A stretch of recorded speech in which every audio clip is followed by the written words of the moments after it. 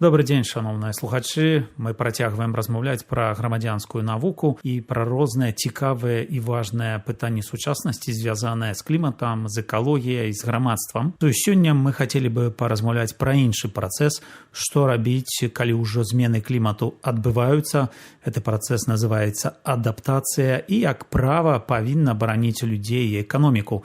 І пра ўсё гэта з намі сёння паразмаўляе наш эксперт Владимир Зуеў з фонду «Неруш Натура». Добрый дзень, Владимир. Добрый дзень. Мы шмат разоў чулі слова «адаптацыя», але тут можна вельмі проста пераблытаць яго хаця ж бы з тым самым працэсам мітыгацыяй. Ці вы можаце патлумачыць простымі словамі, у чым розніца? Калі гаворыць проста, то мітыгацыя гэта пра прычыны гэтых выкідаў, а адаптацыя гэта пра наступствы, нават сказаць, наступствы таго, што парніковыя газы накапіліся, сканцэнтраваліся ў атмасферы і адказвае, як з гэтым жыць бяспечна. То бок адаптацыя гэта не нейкая параза. Не, гэта рэалізм. Нават пры самых амбіцыйных мерах мітыгацыі назіраюцца спёка, паводкі, засухі, то есть экстрэмальныя з'явы, якія вельмі небяспечныя, і яны будуць узмацняцца. І задача дзяржавы і супольнасці да гэтага падрыхтавацца. Ну, а як гэта можна зрабіць? Напрыклад, пачынаючы хаця бы справа. Вот у парыжскім пагадненні ёсць нават асобны блок, глобальная мэта адаптацыі. І яна пра то, як знізіць гэтую уразлівасць, павышаць устойлівасць і абараняць як насельніцтва, так і эканоміку. І гэта абавязак дзяржавы. У сучасным міжнародным праве адаптацыя да змен клімата гэта частка базавай дзяржаўнай функцыі, якая нават замацавана ў гэтым міжнародным пагадненні. Але чаму цяпер пачалі больш пра гэта гаварыць, чым хаця бы 10 гадоў таму? Бо наступствы зменаў клімату яны сталі ўсё больш і больш адчувальныя. І ёсць вельмі важны аргумент, гэта эканамічны. Інвестыцыі ў адаптацыю яны больш танныя, чым ліквідацыя шкоды пасля кліматычных катастроф. Ну, а можа быць, Владимир, вы маглі б некалькі прыкладаў прывесці? Канешне, палепшаная сістэма ліўнёвай каналізацыі ў горадзе гэта больш танны працэс, чым аднаўленне затопленых дамоў ці інфраструктуры. Або там пасля ліўневых дажджоў, або пасля паводкі. Нават падлічана, што 1 еўра, які ўкладзены ў мадэрнізацыю ліўнёвай каналізацыі ў гарадах, ён эканоміць сярэднім да 6 еўра будучых выдаткаў па ліквідацыі наступстваў гэтых катастроф. Таксама, напрыклад, пашырэнне, стварэнне зялёных зон у гарадах. Гэта больш танны працэс, чым выплаты людзям у сувязі з захворваннямі з прычыны той жа самай спёкі ў гарадах. Таксама і ў аграрным сектары страхаванне аграрных рызык гэта больш таннае, чым кампенсацыя страт у выніку экстрэмальных кліматычных з'яў. Ну, але гэта тычыцца толькі некаторых рэгіёнаў, не ведаю, можа ёсць такія краіны, як Беларусь, дзе няма экалагічных праблем. Беларусь таксама сутыкаецца з экстрэмальнымі падзеямі, гэта і спёкі, і гэта і змены воднага рэжыму рэк, і рызыкі для сельскай гаспадаркі, для гарадской інфраструктуры. Ігнараваць адаптацыю это значыць павялічваць будучыя страты. Напрыклад, калі раней гарады Беларусі удзельнічалі ў пагадненні мэраў па энергіі і клімату, то шмат такія адаптацыйныя механізмы яны пачалі рэалізоўвацца ў нашых гарадах. Ну, напрыклад, тым жа Полацку, Навагрудку, Баранавічах, Магілёве. Былі канкрэтныя вынікі, якія паказалі, што гэтыя адаптацыйныя механізмы яны ствараюць ужо цэлы накірунак у дзейнасці гарадоў. Але гэта застаецца ці гэта спынілася? Не, гэта працягваецца. Шмат якія гарады ўжо без знешняга фінансавання за невялікія грошы гарадскіх бюджэтаў яны працягваюць, напрыклад, мадэрнізаваць ліўнёвую каналізацыю, будаваць новае асвятленне, пашыраць або кіраваць зялёнымі насаджэннямі. А як гэта адбываецца, гэта адаптацыя на ўзроўні заканадаўства ў іншых краінах, хаця ж бы Еўрапейскага Саюза ці тая самая Польша? Асноўны інструмент гэта нацыянальныя планы і стратэгіі адаптацыі. То есть іх маюць краіны Еўрапейскага Саюзу, Расія, Кітай, і гэтыя нацыянальныя стратэгіі яны ідуць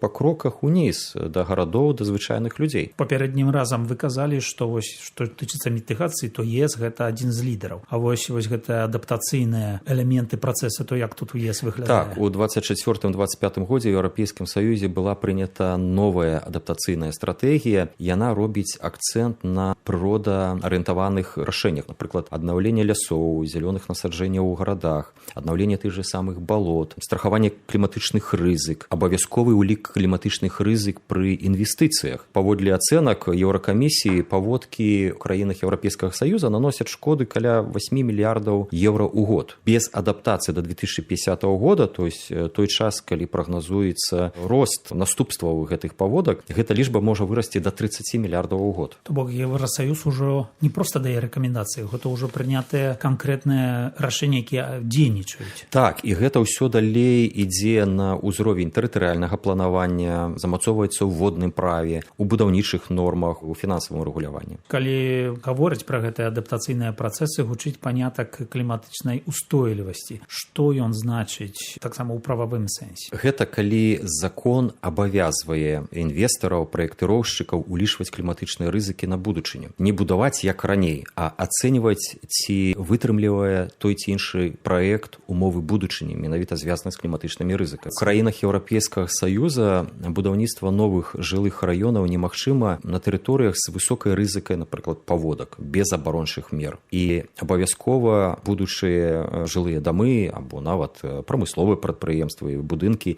яны праходзяць ацэнку ўразлівасці ад ліўняў і ад падтаплення у выпадку, напрыклад, масавага выпадзення дажджоў або паводак. Усе будынкі праектуюцца з улікам магчымых 100-500гадовых сцэнароў развіцця паводак. Гэта дзейнічае ў Еўрапейскім Саюзе дырэктыва па паводках. У Нідерландах гэта вельмі добра праяўляецца ў тым, што новыя жылыя кварталы, яны праектуюцца менавіта з такой вот этой прасторы для вады, то есть тэрыторыі блакітна-зялёнай інфраструктуры, якая у выпадку павелічэння аб'ёма вады можа забраць яе і не падтапліваць дамы. А што адбываецца, скажам, сельская гаспадарка, якая тэарэтычна ўразлівая на такія змены? А ў сельскай гаспадаркі размова з гэтай новай стратэгіі ідзе пра страхаванне ураджаю і новыя правілы водакарыстання ў сельгаспадаркі. Таксама, дарэчы, это датычыцца стратэгіі не толькі сельскай гаспадаркі, але і транспартнай інфраструктуры. Напрыклад, усе буйныя транспартныя праекты, якія фінансуюцца з бюджэту Еўрапейскага Саюза, павінны ўлічваць сцэнарый павышэння тэмпературы паветра нават на 2 і на 4 градусы па Цельсію. Аналізаваць рызыкі перанагрэву рэек чыгуначных, ацэньваць рызыку падмывання мастоў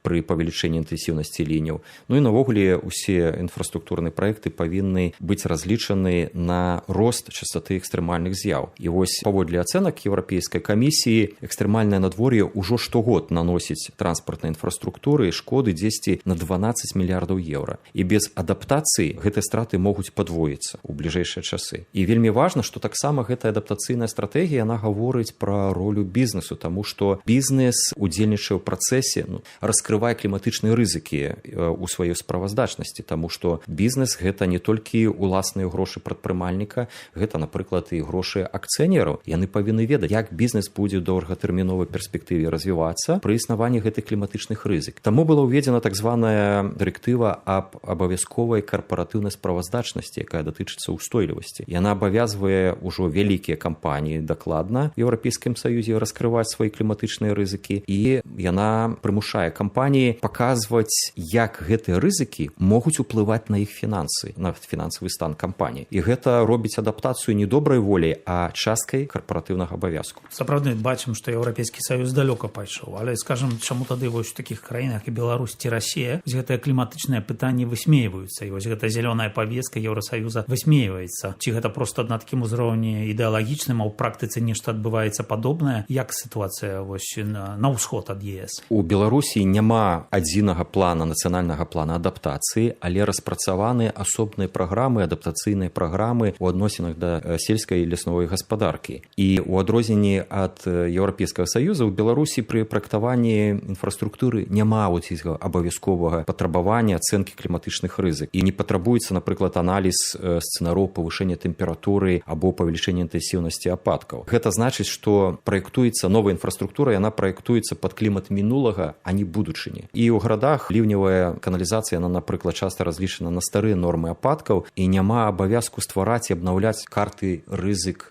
паводак. Чаму на практыцы гэта не працуе? Летась, я памятаю, у Менску ж былі это і не толькі ў Менску, і таксама ў іншых гарадах. Таму што вось гэтае тэрытарыяльнае планаванне ў лік кліматычных рызык не з'яўляецца абавязковым крытэрыем. Ну і сельская гаспадарка Беларусі таксама. Там няма, напрыклад, абавязковага страхавання кліматычных рызык і няма сістэмнага механізму падтрымкі некалькі адаптацыйных тэхналогій. Ну і таксама водакарыстанне ў сельскай гаспадаркі яно не заўсёды ўлічвае сцэнарый засух. Владимир, тое, што вы расказвалі, гэта шмат у чым рашэнні ўрадаў ці нават міжурадавых такіх кааліцый ці утварэнняў. А бізнес, дзе ён тут і што ён робіць? Бізнес навогуле ён знаходзіцца ў цэнтры працэсу адаптацыі, таму што кліматычныя рызыкі гэта і перабоі паставак тавараў, гэта страты сыравін, пашкоджанне інфраструктуры, рост страхавых выдаткаў. Літаральна учора, размаўляючы з адным прадпрымальнікам, ён расказаў выпадак, калі працуючы ў кампаніі па установкі электрапрыбораў, яны атрымалі велізарныя страты ў сувязі з тым, што зімой транспарт на 3 тыдні затрымаўся з дастаўкай тавараў, і фірма-усталёўшчык электратавараў вымушана нават была плаціць штраф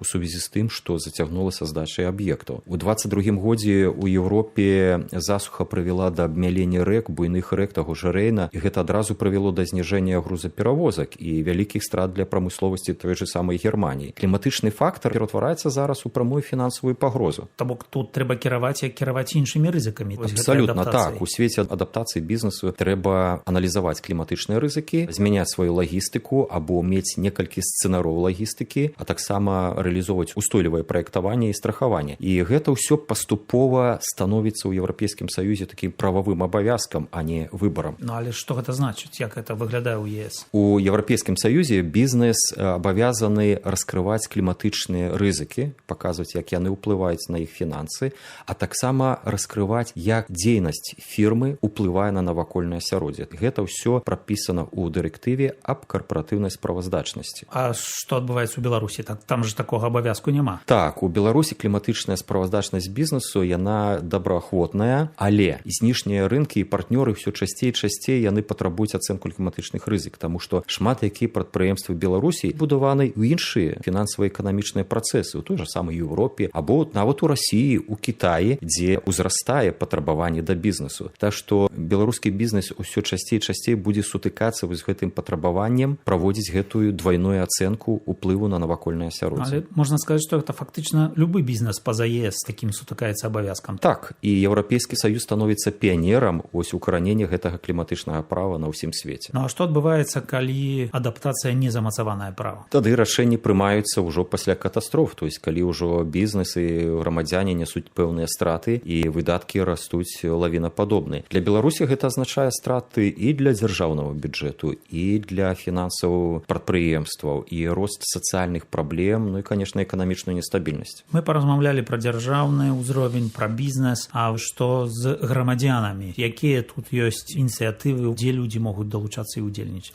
Дарэчы, роля грамадзян у працэсах адаптацыі і дзейнасці ў межах узяцця стратэгічных праграм па адаптацыі вельмі вялікая, таму што адаптацыя ж гэта не толькі законы бюджэт. Гэта менавіта дадзеныя, назіранні і лакальныя веды. Больш канкрэтна што? Ну, напрыклад, фіксацыя лакальных падтапленняў пасля ліўняў. Гэта могуць рабіць звычайныя жыхары гарадоў, перадаючы інфармацыю ў сервісы грамадзянскай навукі, або вымярэнне тэмпературы ў розных раёнах горада, каб зразумець, дзе найбольш моцны эфект гарадскога вось гэтага перагрэву, або назіранне за ўзроўнямі рэках. Гэта ўсё грамадзянская навука, і гэта аснова для разумення рэальных рызык. Ці можна сказаць, што грамадзяне могуць дапамагаць пры стварэнні такіх вось мап кліматычных рызык?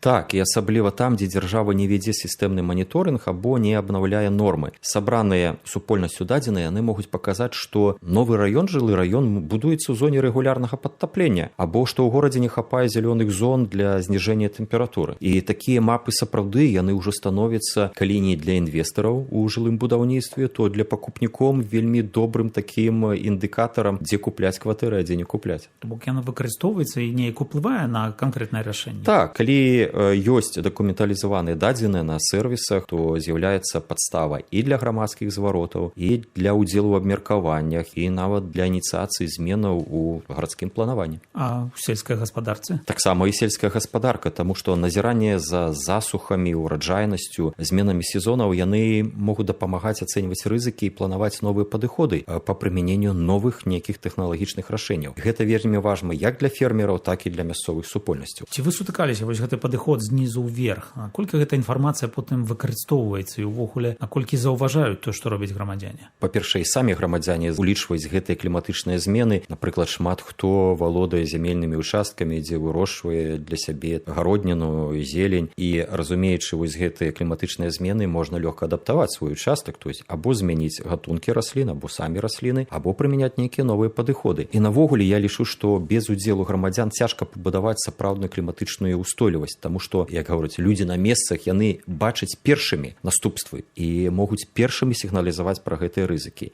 І тут якраз вось гэта праяўляецца месца грамадзянскай навукі.